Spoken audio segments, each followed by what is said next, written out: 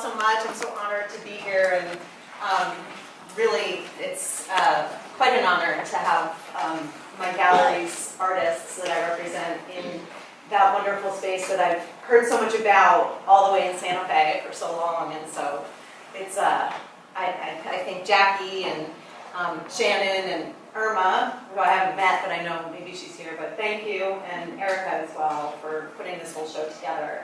And I'll just give you a little background. I worked for Verve Gallery for 11 years as their gallery director.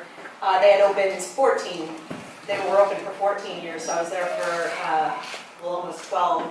And they represented my work as an artist. And prior to that, I was the assistant director at the Santa Fe Art Institute, which is an entity that was on the College of Santa Fe campus, which is where I went to college. And they brought in they had residencies for artists and gave workshops and held lectures and exhibitions. So that was sort of how I got my feet wet in the entire curating world.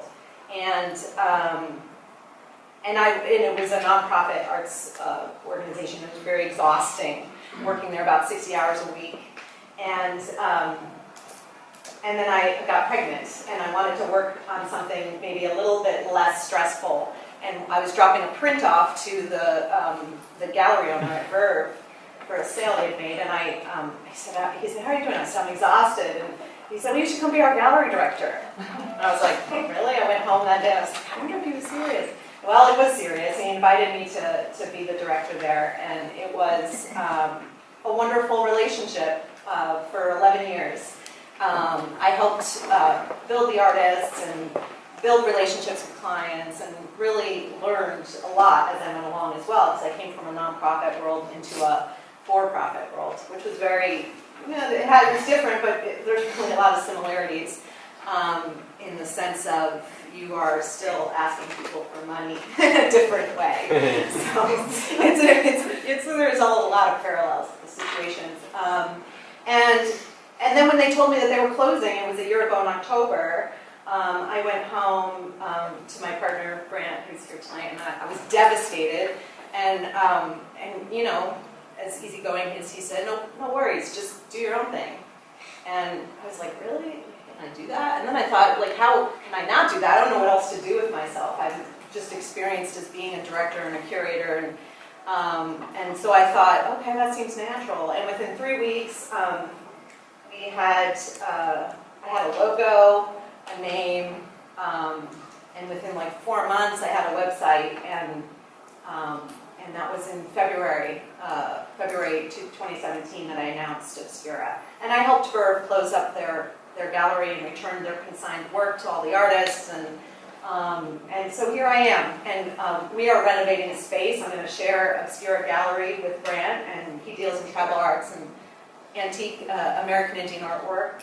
And we're really excited about the space because we're going to co-curate, and it's going to be a little, different than Verve. It's going to be a completely different thing. But I did take some of the artists with me that I worked with at Verve Gallery. And that was tricky. I mean, we had 40 artists at Verve, and I had to make a decision as to which ones were going to come with me.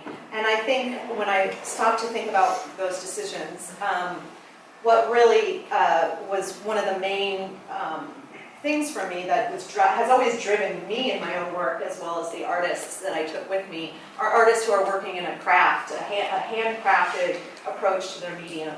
So many of the artists work in 19th and 20th century process, and they combine that with the contemporary approaches to those processes.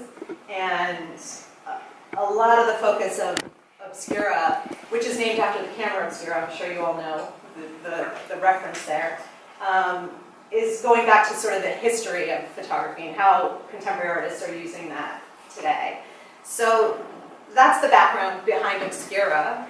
And I'm going to go through here and talk about all the artists that are in the show. So when Jackie came to me, it was such, honestly, like, how could I say no to somebody who wants to take all the artists that I just opened this new gallery with and bring them to this fantastic gallery here in MTSU. I thought, well, yeah, that's a win-win for Obscura, and I was so grateful. And now to see all the work up, we're not in our new space yet. We will be soon, but I haven't put on my first show yet. So in a way, to come into the gallery now and see all of the artists together, it's really exciting. I feel really invigorated and proud of the artists. I think that their work is just it's work that I am inspired by. So I hope you all feel that way. Okay, so I'm going to give a little background here into the artists. There are 15 artists in this show, so it's going to be somewhat of a brief explanation into these artists' work. I'm going to start with myself because I don't necessarily represent my work at Obscura, but Jackie wanted to include it. Thank you, Tom. Sorry. Okay, Tom. No, it's okay. Sorry, Jack. That's all right. Everyone knows you. It gives me a chance to have our water. Stop. Change the buttons.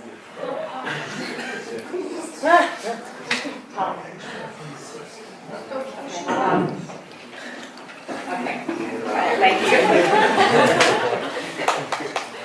So Jackie, which I'm also honored about, thank you for including my work. And I, all along my career as an administrator and a curator and educator as well, I have been doing my own work, although a little bit less recently, but that'll come to be soon enough. But so the work that's in this show is work from a new series, and I have to say, it's tricky always scanning my work because I work on these surfaces that I have not yet to figure out how to get a good JPEG of.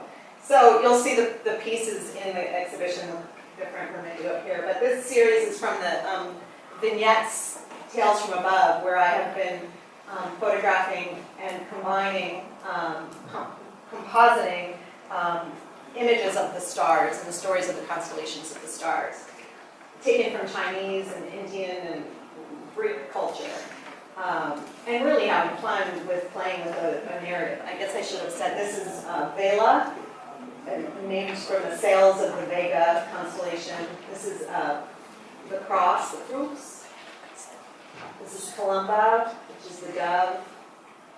And then this is a different body of work, maybe which I'm more known for is the work that I've done in albumen, which is for those who don't know, the 19th century process, egg white process, where you coat paper with egg whites and then make a contact print onto that paper once it's been coated with silver nitrate. And this series is called Here Nor There, and I was photographing, really inspired by my daughter and her imagination and how that sort of imagination leads to innovation. And then this was the next series I did in albumen called Utopia, which played around with the notion of a perfect society or a perfect landscape, a perfect world, and how things are just a little bit tweaked so that they're not so perfect. And this, this all kind of went backwards. And then this was an earlier body of work that I did, which were large format pinhole camera photographs that were printed as gelatin silver prints. And they were titled Object Diaspora, where I was photographing objects that had been handed down to people and sort of taking on the spirit of the person they originally belonged to. And so that's sort of the gist of my work. I'm going to talk a little bit about the process behind why people choose to do what they do. What I did with albumen, I chose to work with albumen because I had a bunch of chickens at the time and I was raising them. And it was very practical when I had all these eggs and I decided just to sort of have an epiphany one day that I needed to do something with them. And I was like, albumen. And so I wanted to create a series that was as equally sort of magical to me as albumen was.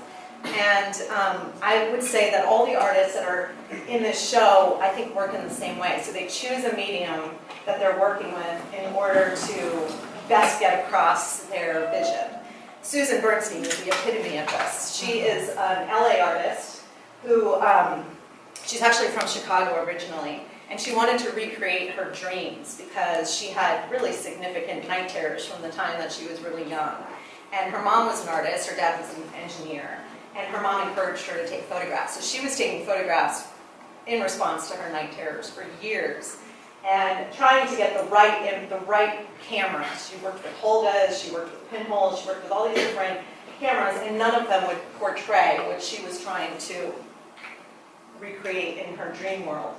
And so her father taught her how to make cameras, and she learned how to make them and pour her own lens molds, and She poured her own. lens molds, plastic molds. She's got 20 different cameras that she uses, depending on the focal point. This is taken in New Mexico. This is actually Pedernal, where Georgia O'Keeffe stood and painted. This is New York, Rockefeller Center.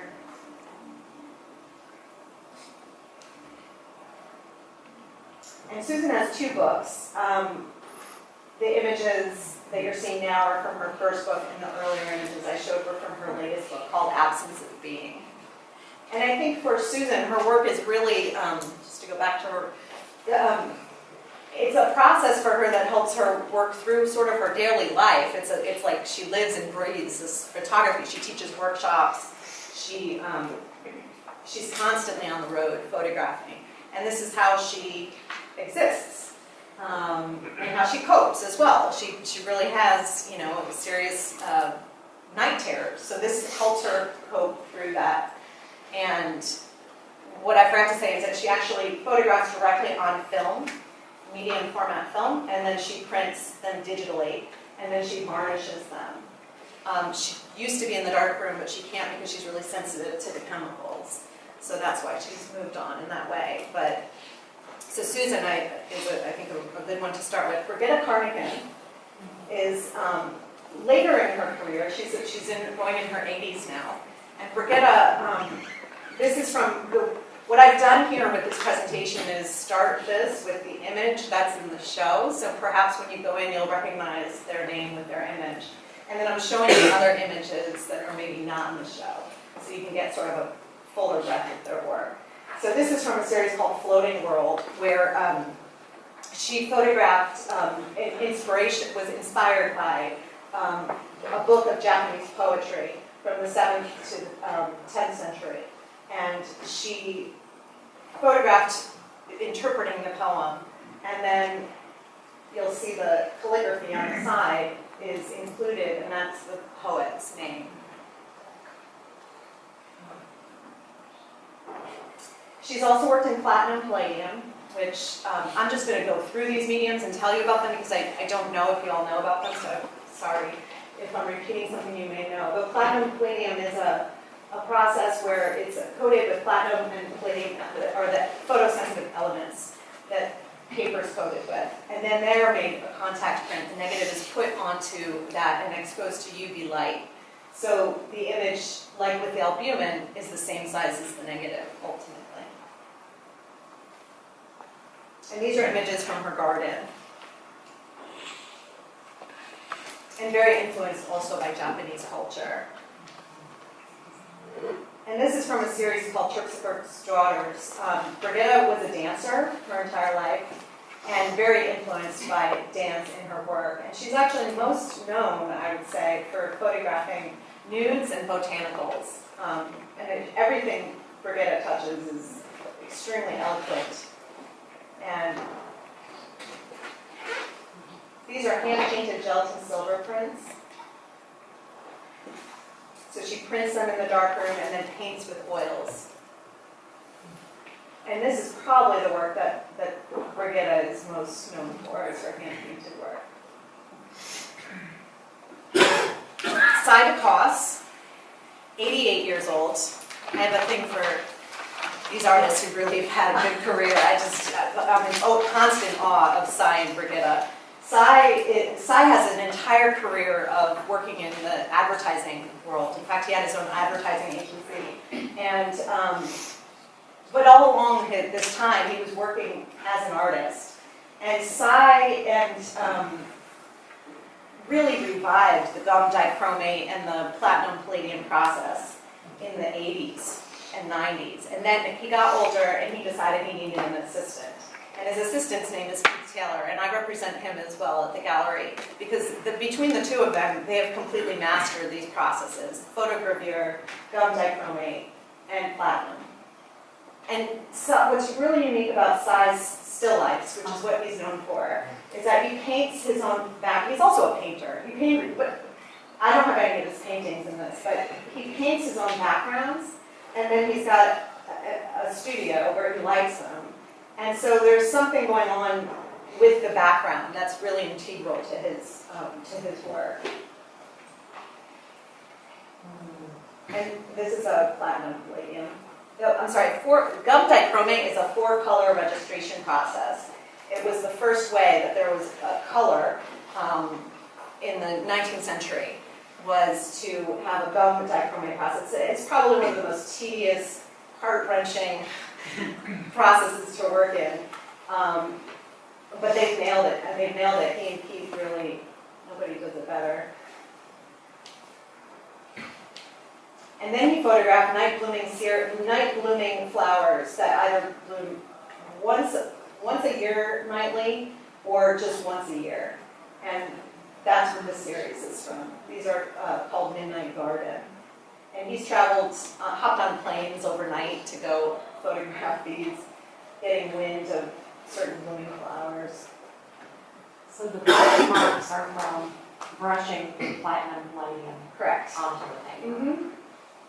Is he shooting for these? Is he shooting a digital and then making a digital negative? Now he does, but a lot of the earlier work he was shooting large format. Okay. Yeah, but they've really moved towards digital now, and they make digital negatives. I mean, even back then they were making digital negatives, but. And then also these are photogravures. Oops. These last 3 are photogravures. Does everybody know what a photogravure is? Does anybody not know what a photogravure is? Okay, so a photogravure was started with a copper plate, and you would make a exposure onto a copper plate with chemicals that would etch the negative into the plate. And then you would ink the process and run it through a press, and it would create a positive. And that was sort of the first way that they could make a positive even prior to photography. Now they have ways of making, instead of copper plates, they have polymer resin, which is a lot less toxic, and it's kind of the more contemporary way of making a photogravure. So Keith Taylor, as I said, was Cy DeCosse's assistant, and a wonderful photographer in his own right. And Keith actually, the work that's in this show is brand new work. And you'll see they're very contemplative. Sometimes they're so minimalistic that they're almost like Zen-like when you're looking at them. And they're really about the light with Keith. I mean, some of his images are so dark in person.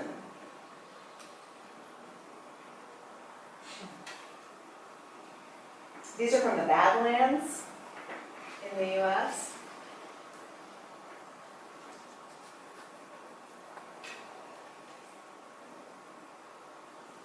And these are some of the darker ones.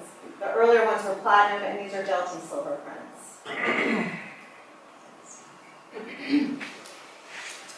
Beth Moon, she just published a book about a year and a half ago called Ancient Skies, Ancient Trees.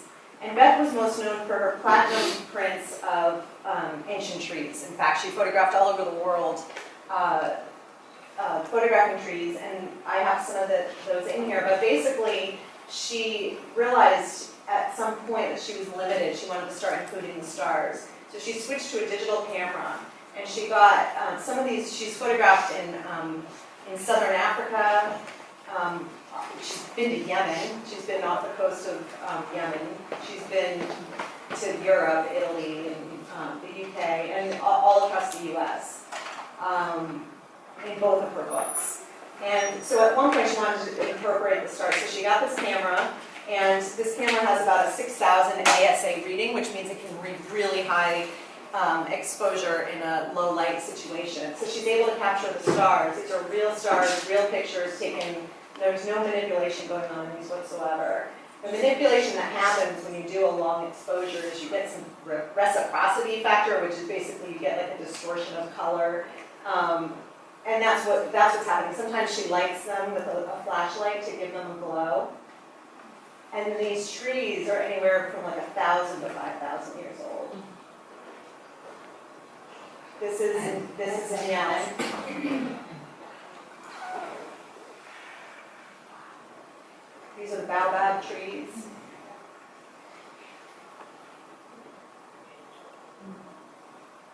And then prior to that, she photographed her children, who are now all grown up. But these images are images that she used real animals that had passed on. And her children, it was a sort of a walk-through process with them of the concept of death and trying to explain death to them. And so when she went to them and said, let's make these pictures, each picture brought up discussion for them. And it's a really personal experience for her and her children. For 4 years in Northern California, ravens mate for life, and she followed these 2 ravens in her, pretty much her backyard, and she became quite close with them. She would bring them like food and treats, and so that she was able to get so close to them and really understand. We have more of them in the show. She's actually doing a book of this work, so that'll be the next book that she publishes. It's fantastic. And she's photographed chickens, which I love these images because these are so silly. They're like, regal portraits of chickens. She calls it Algorithms Soothsayers, is the name of that body of work. So the past 3 artists I just showed you were all transfers for me from Verve Gallery. And artists I just loved working with, and as you can see, their work is worthy. And Neil Folberg is a new artist for me. I met him last year at APAD, and we really had a good connection in the sense that he's a gallerist and an artist. And so we started talking, and he was showing me some of his work. And we decided we would do sort of a trade show. So he represents my work now in Jerusalem, and I represent his work here in Santa Fe. He actually has a couple galleries in the US. And what I love about his work, so these are images of Israel. And his work is sort of mystical. I mean, these are real landscapes, but some of his later work or earlier work is, he focuses, and you'll see, on the stars as well. This is his newest body of work called Taking Measure, and it's sort of a metaphysical, esoteric protagonist in all of his images. And these are all taken in the Arctic.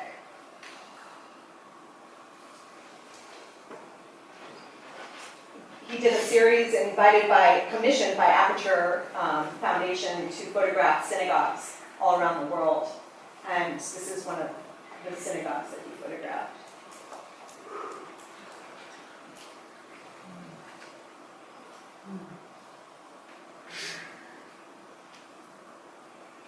It's the lunar and the solar eclipse. Louvier and Vanessa, they're from New Orleans. They're a husband-wife team, Jeff Louvier and Vanessa Brown.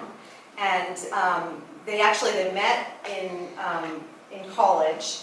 And one little thing that I thought was pretty neat is that, just had to tell you, was that Jeff, when he graduated from the Savannah College of Art and Design, he and 3 artists did a 76,000 square foot painting of Elvis, and then they got into the Guinness Book of World Records, and they've just kind of re-released this information. If you think of it, Google it, it's pretty fantastic. But anyway, that's just a little side note. So they work together in their whole precedent for their work is to work unconventionally. So while we have people working like Cy and Brigitta, who are working very conventionally and working meticulously to create a fine print, they are working completely in the opposite direction. And their intention is to scratch, stomp, tone with blood and other strange things, and they want to create a non-perfect print. That being said, they have a serious attention to detail, and you'll see they understand the concept of what a fine print looks like, and you'll see that when you look at their work. Their intention isn't to create just a muddy mess. It's really about using different non-conventional methods to get to a final print.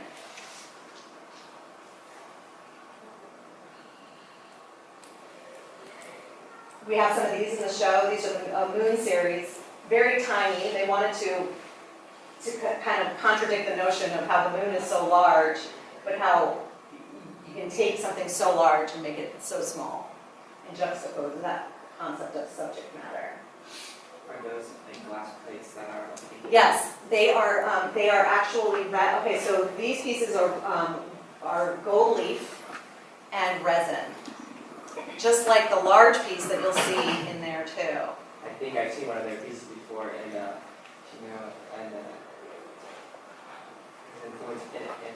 two spoons. Okay, Mary Virginia Swanson. Oh, Yeah, yeah. I saw one Oh, of these yeah, there, yeah. She had it on her quite right. Oh, nice, yeah. So they work a lot in gold leaf or silver leaf. We have one of these in the show here. And basically what they have done, they printed a very thin paper, which is like a rice paper, and they've overlaid it on top of gold leaf. And then they pour resin on top of it. And so it's like a 3-layer process. And then Vanessa makes her own frames. So in the big piece upstairs, there's a lot of heavy brush mark underneath the resin.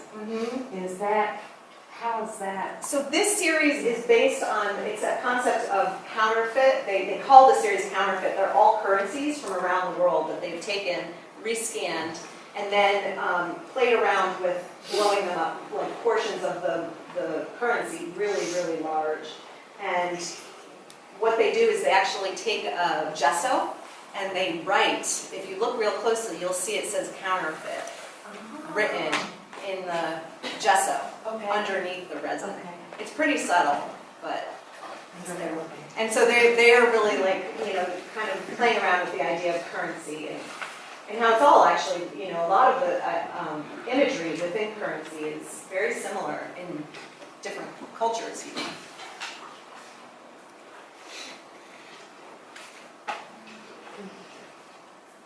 This is from a series called Slumberland. I love this image. This one's called Far Too Near. And they take negatives, they scratch the negatives, and then they print them, and then they print them digitally once they get them scanned and then reprint them.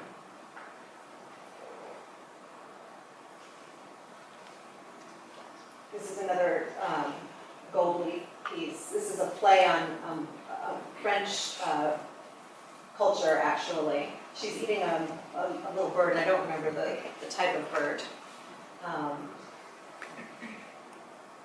And the French president, I can't remember the entire story, I apologize. These are one-of-a-kind pieces that they've created also in gold leaf, so this one is a one-of-a-kind. A lot of these they do in editions of 5 or 3, but these are just kind of one-off pieces. Then we have Coco Franzak, who is French. Actually, she was introduced to me by Grant, who she was and is a collector of masks and appreciator of tribal arts. And she's incorporated many different types of masks into her work. She was raised by artists, grew up in an artist environment, and very much influenced by literature and painting. And so she takes one-of-a-kind vintage photographs, and she paints on them, she cuts them, she does various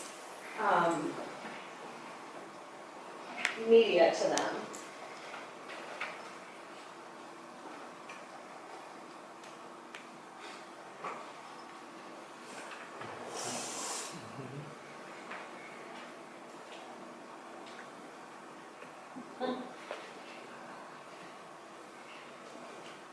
So here's one. These are very, very small. I would say majority of them are small. The ones there are two in the show that are large, but she's usually. I mean, this is like 2 by 3. And what you can't see here is that she's put another layer behind the image, so that this is sort of a found object, a found image of a couple, and then she's put another image behind it and cut out the original one. I think she's very influenced by John Baldessari, if you all know his work.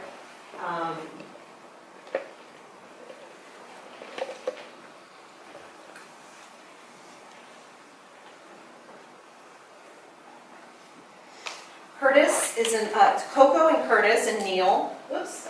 These are 3 non-verb artists that I had added to the roster here at Obscura. Curtis is from Toronto, Canada. And he's actually an artist whose work developed from being a filmmaker. And he's actually in the film industry. And his music videos have gotten 2 Best Music Director awards. And he's worked with Leonard Cohen on music videos. He's got this really interesting background behind him.